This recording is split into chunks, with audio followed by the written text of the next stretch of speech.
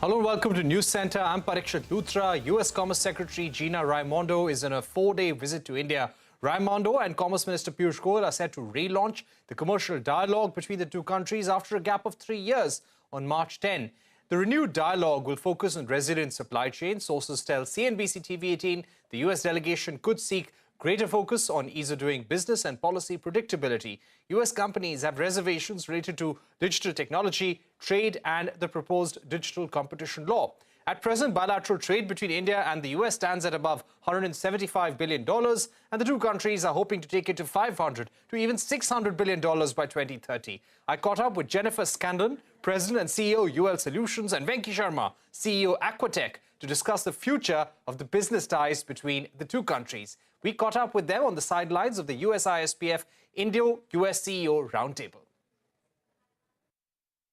If I were to ask you about priority areas for the India-U.S. business relationship for the future, what would those be? How would you lay out that for us? Well, I think that there's such an important opportunity for partnership between the two countries because we are two large, diverse democracies and we have shared values and common interests. So when I look back in my career in technology and I think about India 25 years ago, really entering the world stage in technologies and outsourcing, we are on that same precipice with manufacturing, both Indian manufacturers and multinational companies who are producing here. And there are some challenges that we need to collectively overcome. Challenges around power and infrastructure in particular, and that leads back to this resilient supply chain that you mentioned. And I know that the support of the Indian government around initiatives like Gati Shakti will really make a big difference in the advancement and partnerships between manufacturers all around the world. Right. Venkee, if I were to ask you for your opening remarks, which are the sectors which make you most excited about India right now, which would make you consider future investments? Well, building on Jennifer's comments, I think the opportunities around the green economy, clean energy, EV, critical minerals and electric vehicles. There's a fantastic find in Jammu Kashmir of lithium. I think between that's very much a critical part of the resilient supply chain. And I think the U.S. and India can do a lot together there.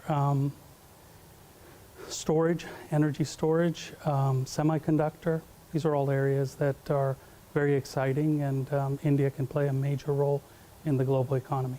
Right. When we speak about resilient supply chains, there is also a continuing issue of standards, interoperability and compatibility. In fact, this is something that the U.S. Commerce Secretary would also like to raise with her Indian counterparts.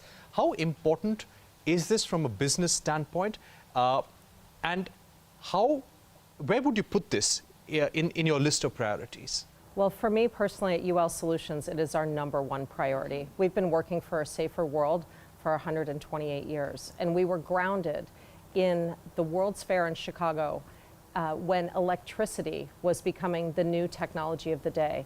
And our founder built the standards around how to create safe environments for electrical and fire safety, life sciences at that point. And now you look at the advancements in the future where it's electrification of everything. And then the point around green electrification, green power, and the sustainability behind it. The need for standards is only beginning. So it makes life easier for manufacturers, but most importantly, it really helps consumers understand that they can go to work safely, the products that they use are safe, and that there is consistency around the world in the way in which humans and those products will interact. So if you look at some of the areas, Jennifer, which India and US are talking about very closely in the last few years, 5G, we're talking about 6G, we're talking about semiconductors as well. So when you have different standards, how does this make it difficult to work together, diversify supply chains, move manufacturing, or make future investments? And if you were to highlight some areas where we would need to critically have compatible standards, which would those be? So first of all, when you look at the telecommunications world, there's tremendous opportunities to ensure that there's safe transfer of data. and that also product connectedness to the internet is extremely important. And in particular, I think if you look at areas like medical devices and the assurance that there are standards in the way in which those devices are connected around the world, particularly as you think about the ways in which the medical industry is transforming, that entire ecosystem, you can be in various parts of the world. You would like to have an understanding that there's consistency in approach to the way that those devices are going to interact and transmit very highly personal, important information. Right. To the issue of policy predictability, Venkee, very closely connected to standards, interoperability as well. But when it comes to policy predictability, ease of doing business, would you want a greater focus now from the Indian government? Well, I think a lot of what is being done with the US-India CEO Forum is around the things around regulatory frameworks, improving areas like dispute resolution, tariffs, the areas of how do we get financial frameworks that are going to allow competitive investment in projects, and IP. So I think these are some of the areas that there's a lot of focus and really trying to remove roadblocks to allow the opportunities between the countries to thrive. Would you like to add to that in any way? You know, when I look at this forum and I think about all the areas, coming back to sustainability, it always becomes one of the key points, particularly as you think about the traceability of supply chains and the importance of Scope 2 and Scope 3. And I think a really good example in one of the areas is in solar pumps, in the ways in which farmers here in India are transferring their irrigation systems from diesel-based to solar-based.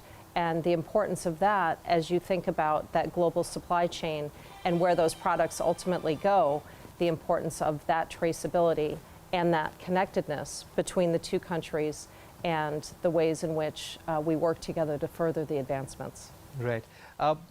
Give me a sense, Venkee, about how you would like to diversify or increase investments in India. When it comes to Aquatech, Aquatech is a global leader in water purification technologies and also wastewater treatment technology as well. Are you looking to expand capacity in India? Yeah, we've been in India for over nearly 30 years now, and we are expanding. We're growing very fast. The areas that we'd like to see, and there is already a lot of focus by Namami Ganga and Jal Jeevan Shakti, focus around water. So water, recycle. I mean, India is a great example of climate adaptation. We're dealing with, while we focus on decarbonization, we're dealing with climate adaptation, water scarcity, and we have tremendous water scarcity in India. So the opportunity to provide areas like solar desalination is a very important aspect, which converges green energy and water for drinking water, safe drinking water. So, but another part of Aquatech is also critical minerals refining and purification. So we see that opportunity in lithium and production around critical minerals as a key part of growth for us in India. Right. Well. When you speak about the findings of lithium in Jammu and Kashmir, is that something that you're engaging with the Indian government on? We're starting to engage, and where we would come in ultimately is once that's a more mature, ultimately we would be involved in processing that lithium ultimately to battery grade lithium. But that is, you see that as a big opportunity for India? I think India must achieve critical mineral independence as you move to EV mobility and conversion. So this is a fantastic opportunity with the find, and I think there'll be other finds that happen over time. Right. Before we move on to the issue of trade, Venkee, if I were to ask you about certain areas, these were listed out by Jennifer in her opening remarks, but if I were to ask you about certain areas where you think there are hindrances to doing business, which would those be? Well, I think I touched on those a little earlier. Tariffs on both sides need to be critically reviewed. IPR policies, areas, I think the amount of investment needed in India to reach the areas of critical infrastructure, supporting infrastructure. I mean, the opportunity is phenomenal for manufacturing in India. So in order, building financial frameworks and first, world-class concession opportunities which get really world competitive financing in place, I think is a key focus area. And I think that's what a lot of the forums focused on. Right. Jennifer, to ask you about the trade deal, there was a lot of impetus towards a mini trade deal or working towards a full trade agreement during the Trump administration. But now it seems that it's completely off the table. Both sides have independently said that we're not discussing a trade deal anymore. Should that be the case really? Shouldn't the India-US partnership, which has so much of trade potential, so much of economic potential, be ambitious enough to look for a trade deal? Well, let's talk about IPEF, because we see great potential in that. And while it is not intended as a comprehensive free trade agreement, I think that there are some important stepping stones and elements that could ultimately lead us to that pathway. But in the meanwhile, there are 4 pillars of IPEF, and 3 of them India is involved in. The resilient economy, which ties back to the supply chains, the clean economy, which ties back to all of the sustainability, and the fair economy, which addresses some of the tariff and tax situations, as well as anti-corruption and intellectual property protections. So while we would love to see these types of principles negotiated into the pillars into the future and to ultimately agreement, I think the importance of IPEF cannot be understated, and it's another pathway to us getting to the right answers. Right. What about you, Venkee? Do you think we should have the ambition for a trade deal? India has also stayed out of the trade chapter in IPEF. Absolutely. I think IPEF gives India a fantastic ability to enhance its goal of $5 trillion by 2025. And I think both sides should persevere. Absolutely. Right. My final set of questions on the issue of gender inclusivity and gender parity. Jennifer, this is something that's very close to you as well. I'd like to ask you about your own journey to the post of CEO, President and CEO. How difficult was this journey? And if there are any key takeaways in terms of what changes we need to make in policy making, in the way our governments function to ensure greater role of women, what would those be? Well, I'd like to start with that I've been very fortunate, both through my education and my career, to be part of institutions that have had a bias toward diversity. At the University of Notre Dame, where I was undergraduate, our president, Father Theodore Hesburgh, who visited India many times, decided in 1972 to open up an all-male university to women. And he did so because he said, you cannot consider yourself a world-class institution if you leave out half of the world's thinkers. And I think that's the importance of diversity and equity and inclusion. There's good business reasons for doing it. There's a number of studies out there. McKinsey and Harvard most recently have some great examples of the benefits of better business outcomes when women and ethnicity is included in a diverse workforce. So for me, I think that policies, that it really should come from the companies as well as the government encouraging education and opportunities. And there's lots of ways for women to extend their participation in the workforce through just equity and ways in which they can get through childcare, or ways in which education, advanced education, is continued to be supported. But I do think the primary elements rest on corporations who understand that following these policies will lead to better business outcomes. So how important is this as a priority in the Indo-US CEO Forum, and how important should it be when it comes to the Indo-US commercial dialogue? Are we taking these issues strongly enough, or there needs to be a greater push? Well, I will always say that there's an opportunity for a greater push because it has benefited me and benefited many. But I do believe that there are great focuses on mobility of skills and ensuring that there continue to be access to the workplace and to advancement in every industry. Right. What about you, Venkee, when it comes to gender inclusivity? Tell us about the kind of steps that Aquatech is taking, and what more can the Indo-US CEOs Forum do about it?